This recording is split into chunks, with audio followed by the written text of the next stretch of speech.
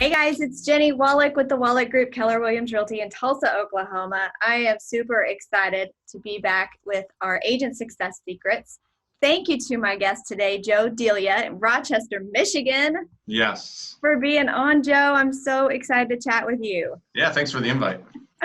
Well, you have just been rocking this real estate world over at least the past few years that I've seen for sure. You've been on my radar as someone that has just really been focused and purposeful. And so that's what we'll talk about here today. But first, why don't you share with everyone how you got in this crazy, awesome business and what your world looks like right now? Yeah, so the reason I got in is I thought I was going to be Mr. Flipper on TV. Growing up, I always watched those shows with my mom. And, I got in on the investing side in around 2010. And it turns out I really am bad at that. I really hate managing contractors. It's not fun. I didn't enjoy it. I had 1 year where if I would have just played Madden all year, I would have had $40,000 more in my bank account. And so I ran a negative 40 1 year, and that wasn't fun. And so I decided to get my license in 2013, and I was very part-time because I was flipping a house, and did a few deals, made $13,000. I was really excited about that. And in this house, I was in for $127,000 on it between my mom and I's money, and basically broke even because I double-ended it. If I didn't double-end it, I would have lost money. So I just decided at that point, I had my real estate license. I was going to go retail and start being a realtor full-time. So 2014 went full-time, and we did 50 units that year. I did 50 units that year for $7.2 million. Mm-hmm. And then this year, last year and this year, we're going to finish roughly the same. So 2017, 2018, we'll do 412 roughly for $72 million. So year four, what was that? Year 3 and 4 are basically the same. We're pretty flat. But we took over I took over as operating principal last year in November. So it's almost 13 months now. And so I kind of I've spent a lot of time on that this year, and it's pretty remarkable to do the same, but I'm not as involved on the team as I was, though I'm getting back more involved because our TL Jess is rocking it. So I'm back more involved on our team, and we've got $100 million goal next year. So me saying that I've just really seen you over the last few years, that's literally why. No, that's actually real. Yeah. Because I've only been around the last few years. Yeah. Wow. Okay. So there you go. Well, so tell us, so you shared your production. What are your goals for next year? Yeah. So we're looking to do 500 units for $100 million is our goal. And that's all right. And then what's your team look like? Let's see, we have got director of ops, 2 transaction coordinators, 3 virtual assistants, a ISA, my wife truly runs our team, a director of sales who's a former PC coach in a market center, so she's doing well there. And then we've got 4 full-time agents plus myself who are very much, you can almost think of my role as like an OP role for our team. And it's kind of the same concept, same idea. Awesome. So. Well, something that is really important to your business, and I see it so much on your Facebook, is the way that your team really connects and has fun together. And I think that all relates back to your core values that I'd love for you to share with how you came up with all this. Yeah, so core values, we actually brought in an expert this year on core values, which was kind of cool. And so he kind of came up with a concept, like, because when you CV, they always start talking about what core values, right? And before, I used to always skip past that part and be like, okay, get me to the real stuff, right? Like, I don't even know what that means, right? So skip past all that, and let's talk about the actual process, right? But what I've learned over the last 16 months is actually that's the biggest deal. That's why they start it, and that's why they start with it in CV. Yeah. Like, until you have that stuff laid out, there's no point in even talking about the other stuff, right? And that's been a big evolution over the last year. And so we brought in someone, consultant to come in and bring it. And he said the way to start with your core values is it's hard for people to say what they are, but it's very clear for people to say what they aren't. So start laying out what you're not, and typically what you're not then leads you to what you are, right? And so for us, we use the mnemonic culture, and it's committed, it's united, it's learning based, it's trustworthy, it's unique. Gary always says, get weird, right? Like, I'm a little weird. Our team's a little weird. You got some weird people around us, right? So unique, get weird, relentless. If you're not relentless on our team, that's not going to work that well.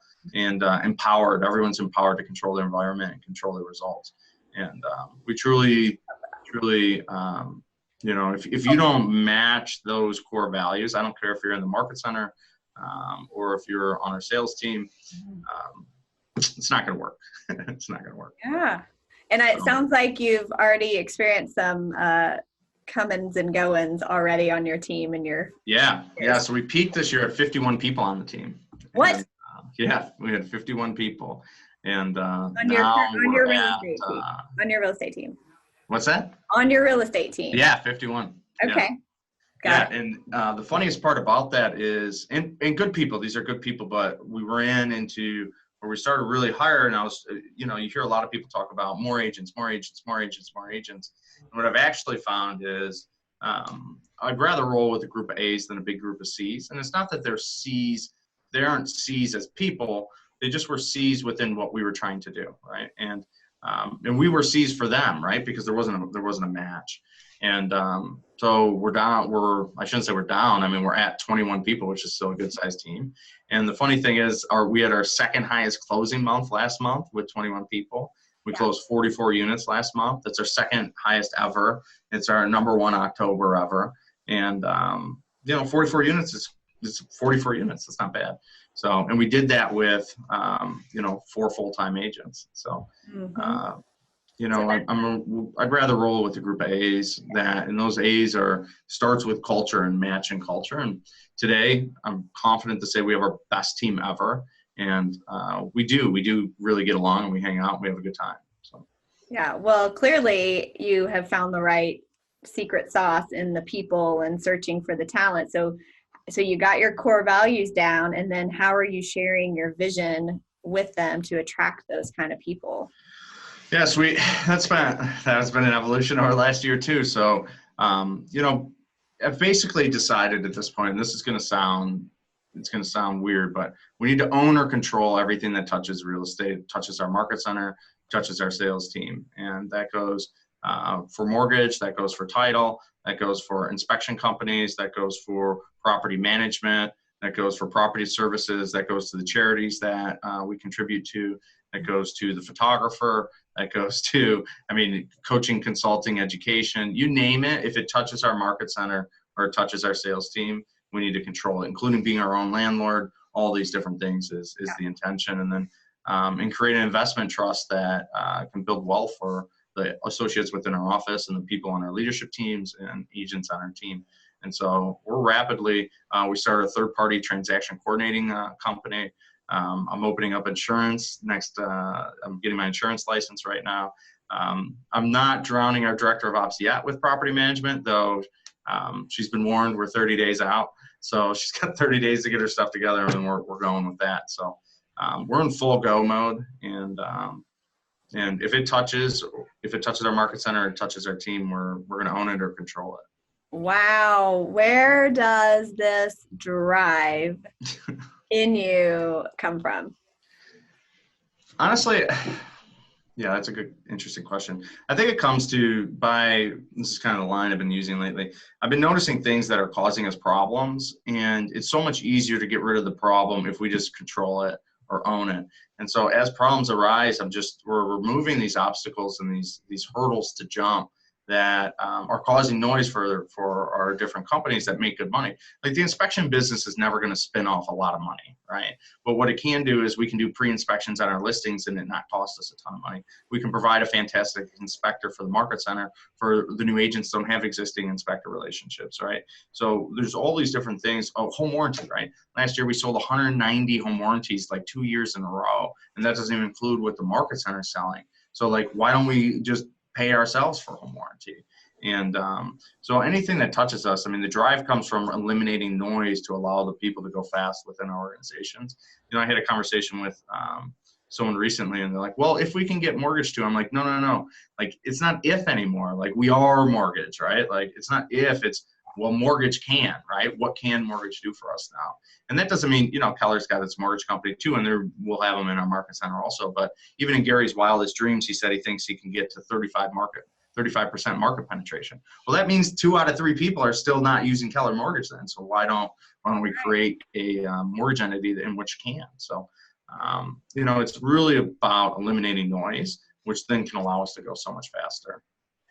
Wow. So what would be some advice for the single agents or newer agents that are starting to build teams to get where you're on a crazy trajectory right now, and motivation and momentum going on?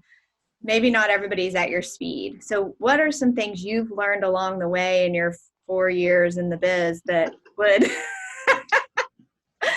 well, you've gone fast, so you've probably failed a lot. Oh yeah. Well, you don't go from 51 people to 21 without some failure in there. Yes. Yeah. So teach us. And that doesn't include all the people that were turning over during that time. We peaked at 51. So right. So what would be some? There's plenty of failure in there, I promise, and sleepless nights and tears and beat up bank account and the rest of it. So. So the question was, what's the advice to new agents or people just starting teams? Yeah. I think get clear on, there's a saying, niches get riches. And I believe that so strongly. Like if you're a new agent, figure out what your niche is. You're going to enjoy real estate so much more if you're networking and working with clients that have same, like if you're big into church, right? Like I think you're in the Bible Belt, aren't you? Right? Like if church is your thing, right? And you're really religious, go to church. People want to know you, like you, trust you. Experience doesn't rank on there, right? And they do want you to have experience, but if they know you, like you, and trust that you'll have their best interest at heart, you'll figure out the experience piece, right? You'll lean on your office, you'll lean on agents around you. And so like I've gotten, when I had more time and less money, I volunteered for dog rescue. I've done about $3-4 million in dog rescue over the last few years from dog rescue referrals. Well, I donate 10% of my commission back. Right. And so not only do I get to do something that I was passionate about for a period of time, but then I get to contribute some money back. It's a tax write-off. They are always hard up for cash. And when I was doing that, that was in my first year. I didn't have experience. Right. But they knew me. They liked me. They trusted me. And I've done a great job for them. And thus they send referrals all the time. And then they get money back. Right. So it's strategic giving. So my advice for new agents would be to find what you're passionate about. Go there. Don't be a secret agent. Tell people you're in real estate, and people want to work with people they know, like, and trust. So if they know, like, and trust you, it'll be natural that they'll use you as long as you stay in conversation with them about real estate. Right. Right. All right. So it sounds like you've done a lot of team building over these years, and you must have some kind of rock star, amazing operations department to handle 412. So my wife's background's all systems and operations. She was a serving master black belt for Six Sigma at General Electric before she left. They moved her all around the country to do different systems and processes. Like there's this project called the X-47B, which is basically an unmanned drone that would launch and land on aircraft carriers with no pilots. And Northrop Grumman subcontracted General Electric to do that because General Electric does most of the landing gear and also most of the engines on every plane that you fly on. They pretty much dominate the market for both. So, like she took over a project that was a year and a half behind and ended up hitting the deadline on it within 6 months. So basically caught up 2 years worth of work. And so like, from systems and processes, I mean, that's her specialty. That's what she does. Yeah. And so as a result, what we've also done too is we've just decided to headhunt talent. And so I've been so clear now that the best possible path to get to where you want to get to is to be in business with the best possible people that you can. Right. And so like our buyer, although she's taking on listings now, our buyer coordinator, transaction coordinator, she's been in the business for 17 years, right? I'm at 4, she's at 17, right? So our gal who runs, we don't do the listing and transaction coordinator. Our listing coordinator runs the whole list, from list to close. The more handoffs, the more problems. So she handles the whole list side. And she's been, she was licensed in Portland. She's been in the business for 6-7 years. So she's been for a long time doing this. And then we just brought in, where we didn't bring in someone with real estate experience, our new director of ops. She was in the restaurant business for a long time. We went to school with her. She's extremely, here's another piece. Smart people figure it out. If you get in business with smart people that have leadership skills, they'll figure out real estate. And so she's extremely intelligent. She's come on, Renee said the other day, I've never worked with someone who picks stuff up so quickly. And then like our director of sales, right? Like she's a PC coach for 3 years. So the director of sales role is basically what the PC coach role is, except on a smaller scale, just layer in some ATL stuff. And she's come on board and, supports our agents. And did that answer your question? Yeah. And well, it inspired a new one, because all of this talent that you found, that you've found the right people for the right roles, it's because clearly you have set this vision that they see their opportunity inside of your world. They were all talent. So that's, I guess the question now is what was the vision that you shared with them? Yeah, I think it's been evolving. It was always my dream to become an OP. That was always like what I thought, like, when you reached heaven, you became an OP. And I've since learned that the OP role is amazing, don't get me wrong, but that's not the end all be all of where you want to stop, right? And there's such a bigger, what did Seth say the other day, 30 market centers or something? I mean, like I texted him after that, I'm like, 30, you got me like stewing now, And so the vision piece of it has been kind of an evolution, and it's really come down to, at first it was just to get to a market center and then partner on that. And then, as these different businesses have caused us problems, we've just made the decision that we're going to own them. And so that's really, it's kind of been an evolving thing. But I've also realized, like, if you're going to get in business with really good people, and you hear, they say this all the time in CV, but you don't really hear it until you're into it. Like, if you're going to have really good people, you have two choices. Either they're going to outgrow you and go somewhere else. And that's not the end of the world. Like Gene Rivers said, is it really the end of the world if I've spawned a bunch of millionaire real estate agent teams? He's like, what does my profit share look like? Right. He's like, that's not the end of the world. I'm okay being known as the guy who develops people. Right. But he's clear about that up front. Right. He grows them up and they grow out, and that's fine. Right. And so I prefer not to do that. I prefer to retain and keep. And so I figured the only way we're going to do that is continue to create more opportunity. And then also, like, people put so much emphasis, everyone wants to hoard their pennies. But I realized, like, the real big pie is actually in the investor world. And so one of the things we're creating is our investment fund. And if you look at a lot of realtors, like, they can make a lot of money, but they don't really have a lot of wealth. And so I'm real clear on wanting to create that investment fund to allow people to build their wealth and build cash flow. And because cash flow is, that's truly wealth. I mean, there's a lot of people in the world who can run up their scoreboard on earned income, but there's not a lot of people that have actual cash flow. And once you understand cash flow, you realize how difficult and time consuming it is, and usually capital intensive. We're kind of unique here at Keller, but usually it takes a lot of money to build some capital. So for instance, we'll finish about 25,000 in profit share this year. Well, if you do 25,000 divided by 6, what is that number? 25,000 divided by 0.06. That's the equivalent of having $416,000 in cash invested in the market at a 6% return. There's not a lot of people that have $416,000, right? And instead, we were at Keller, and you can get, $25,000 in 4 years of being here, and not have the $416,000 to invest. So continuing to do that. Because $25,000 doesn't sound that sexy, but when you realize what it takes to get to the 25 and that mailbox money, that gets me excited to be able to create that opportunity. And thus, by creating the opportunity, naturally, it comes back to us too. So, and sitting in the room with Gary the last 2 years has really helped with some of the stuff too. He's basically told us, like, hey, look, you're going to have to be in property management. It just is what it is. Like, that's the way the business is going. You're going to have to own and control these things. In order to provide that experience for clients and provide the experience for agents within the market centers.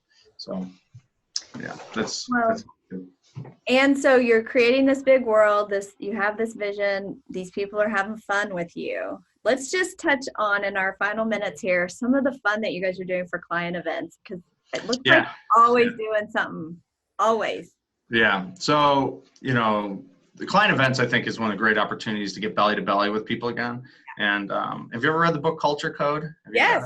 Yeah, so he always talks about creating collisions, right? Or our client events is creating collisions, right? For our external mission statement is creating a family one client at a time, right? And so that's an opportunity for us to get together with our family of clients and our team, frankly, and we all have a good time together. So we've got like a bowling event, right? Well, bowling's going to speak to a certain population, right? We just got done with our fall festival where people come in and they pick up pies. We have a petting zoo. We've got photos with Santa. You know, some of my buddies, actually, before I even got into real estate, they're my friends. He shows up, a group of them actually, and they're like, we get to skip the lines we hired like a real Santa that the malls hire to come in and sit in there, and our professional photographer took all the photos, and you know, it's providing that service for our clients where they can come in. And then we had the local cider mill. I don't know if you guys have cider mill. I know that's kind of like a Midwest thing, but cider mill had donuts and cider and the whole bit. And then we had a chili cook-off within that. We've got, what else have we got coming up? We always do our barbecue in the summer. Oh my God, we start getting calls at the new year, like, when's the barbecue? When's the barbecue? Because one of our guys on our team sells real estate in order to fund his barbecue lifestyle. And so he just lives for it. He brings a smoker. He sets up at like 2 a.m, and we just do everything all the way down to the vinegar was made from, I'm over there at 3 a.m. and we're boiling down onions to create vinegar. I think next year we can just buy the vinegar. But you know, like everything was made from scratch, and we get hundreds of people like coming out, and they're inviting their family and their friends and the whole bit. And it's a good time, right? So it's an opportunity to create those culture collisions and truly do something unique that other people aren't doing. Yeah. And it's amazing. Like, you resurrect these people out of your database that never have responded to anything else, but the minute they get free bowling, suddenly they show up, right? It's crazy. It's crazy. So barbecue, people, it's taken on a life of its own. All right, barbecue's going on the list for sure. So like you mentioned, though, I think it's fun to point out, though, that you have multiple different events that will attract different people and different groups too. Yeah, and we're in Metro Detroit, which Metro Detroit, people underestimate the size of Metro Detroit. So we hold them in different spots too, because our team when you sell 412 homes, you sell over, we sell over 3 counties basically. And we sell more than 3 counties, but the 3 counties is where we mainly sell. And so we've got to hold events in different spots. We try to keep them as centrally located as possible, but that provides its own obstacles in and of itself. But yeah, you try and hold something different that speaks to different people. You know, the fall festival really speaks to kids with the petting zoo. Oh, we had a face painter there too. Oh, yeah. When you own or control all the different companies, it makes it very palatable to spend that type of money. So. All right. So final question, what do you and Renee do for fun? Yeah. So Michigan's the Great Lakes state. So we have a boat. We like to go out on the boat in the summer. We have a 2.5-year-old Lewis. We enjoy spending time with him and seeing him explore the world. He's all over the place. I mean, he's full of energy. He came running in the room the other day, and he's just running in place. And I'm like, "You have energy?" He's like, "Yeah." And he's just running in place. He's just bouncing off the walls. Sounds like what else we do? We like to watch movies at home. We're big on that. What else do we do? And kudos to Jess RTL. Like, her and I go on a date night probably 3 out of 4 weeks. Thursday's our night. Usually one of them's with another couple, and 1 or 2 are with each other. And we always schedule 4, but one ends up getting canceled for one reason. But our nanny's already scheduled for it, and she needs the hours, so we just do it even if we're tired, right? And so we enjoy still dating. That's big. So there's that whole article someone posted today about making your marriage your priority, not your kids, because your kids model the marriage. And if you have a fractioned marriage, then your kids are going to have fractioned marriage, statistics show. So we do our best to make that a big priority. And it's tough too when you work together, right? Because you're sitting next to each other. We share an office in Rochester, and it's to turn it off and be able to then talk about personal stuff and evolve by the time we get home is good to have that outlet. So, yeah. Thanks for sharing all of this stuff. There's so many pieces that we could even dive deeper in of all the things you touched on, and maybe we'll have to get back together again soon. Yeah, I appreciate you so much for sharing your time. Yeah, thanks. I appreciate it. How can people send you a referral or some? That'd be fantastic. So joe@thedeliagroup.com, DELIA, and or info@thedeliagroup. We do a ton of referrals here in Metro Detroit. So we'd be happy to service your clients. And we have a whole system to it and a whole person dedicated to it. Liz, she's amazing. She manages all of it. So yeah, it's awesome. Well, that's Oh awesome. yeah, we have a client care person named Liz too. I forgot to say that. Yeah. Add that to the list. Well, thanks, Joe, so much. I appreciate you. So if you guys need anything from me, my number's 918-706-9845. Have a great day. Bye. Thanks. Bye.